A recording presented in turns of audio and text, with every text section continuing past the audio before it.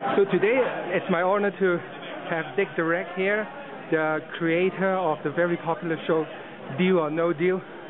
It's over in many countries, states here, and another country that I know of is actually in Hong Kong.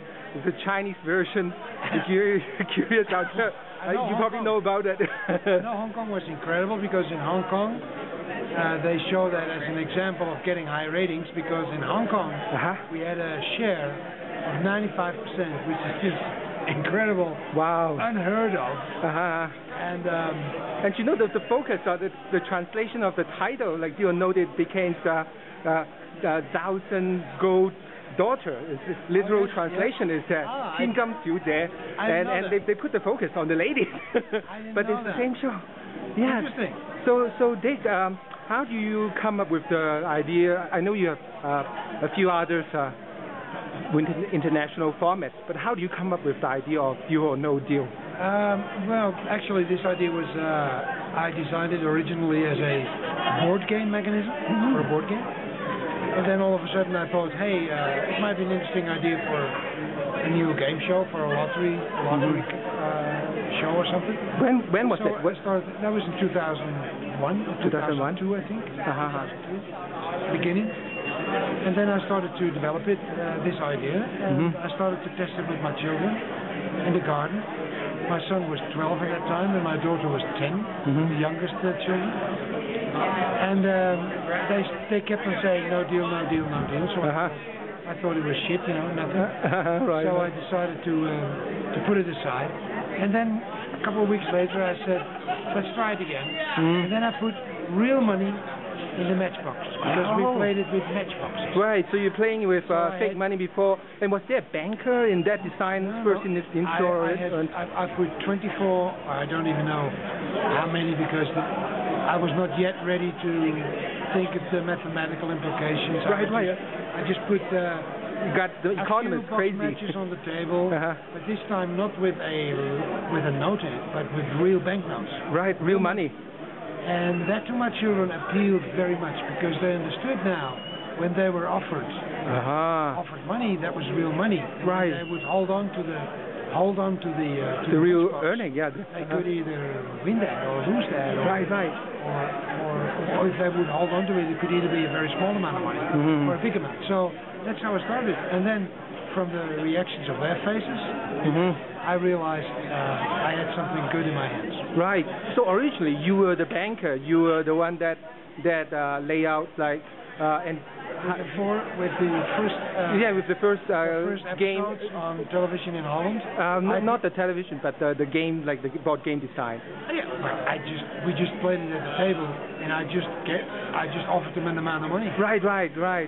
Just out of my head. So there's a mysterious banker figure, which is very prominent here. Like what do they offer and what? He's not so fake as you think, because there is a beautiful software program we developed later that gives the banker a range in between which he can offer either a low amount or a higher amount, depending on whether we want to get rid of the contestant or not. Yeah, I think there are some economists or mathematicians studying it, and the human behavior, behavioral economics. Yes, there was a university study also in Holland with the Erasmus University. Right. And they tested in 30 countries, deal or no deal, to find out what their exact risk avoiding behavior would be.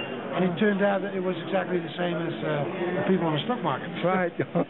So, which is funny, because on the stock market you put your real money in, and in this game show you come with nothing and you go with money, or you go with nothing. You have nothing to lose.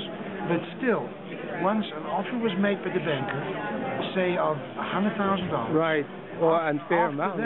After that, they consider that already their money.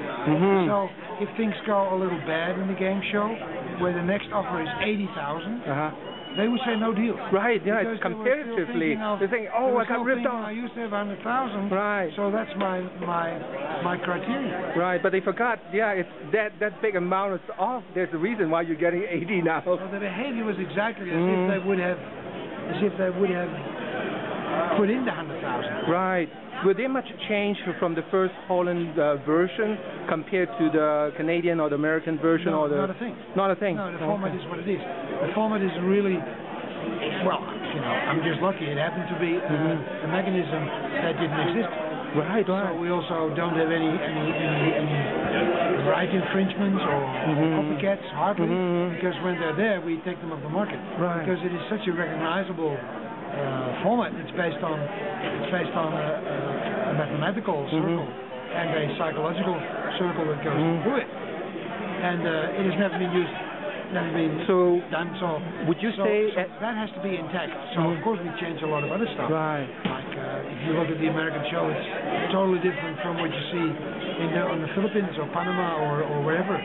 But that has more to do with the set and the money they want to spend on the show and the amount of money that they pay out. Yeah, yeah. And all the beautiful girls or the models in America, they're not there in Italy. Oh, really? They have they play it in a warehouse with carton box. Oh. But it's 10 million people watching it every day. Right. So, but the mechanism is the same. So in terms of the intellectual property, the business proposition, that you think the strength is because it's very novel and it's new, it's mathematical based and it's based on human psychology. That's why like there isn't many countries that try to bypass you, steal your ideas. No, they have not. They have not yet. And the ones that have tried it were taken off the market immediately because we have a strong case. It's really, you can immediately refer to that unique mechanism and say, hey, look, that's a copyright. Right. So that's a copyright infringement. That would be a copyright infringement. Right. Right. It is a rather new intellectual property. Yeah, very interesting. So that was an advantage that I never realized that. Right. Was that your first game show creation, or no, do you have other? Many other game shows before that, or quite a few shows before that. I worked on Heartbeat, I worked on Judas Game, I worked on many other shows. Right. And they all traveled to a couple of countries, sometimes even to 10 or 15 or 17 countries. But Geo was really like phenomenal. Yeah. So 156 countries. Wow, 156. What is the name of the game? And was it in Canada or the States? Was that Deal No Deal? Right. So Deal No Deal is the really most successful one. The king of. Yeah, by far. Right. So you never do that again. I will never do that again. Just happens to be so much luck involved also. Right, but with a show that travels 156 again countries, you may not need to do another one. You'll be very well to do, put it this way. I mean, business money-wise, yeah. Money-wise. But I like it. So yeah. So do you still get a kick off? Like, are you working on any new game shows, or you? Yes, in fact, I'm right now working on some new stuff. And my cooperation with at the moment is with the ProSieben Sat.1 Media Group, and I'm now working on some new stuff. I'll fly back to LA tomorrow to work on that, and so there is something in the pipeline. Right.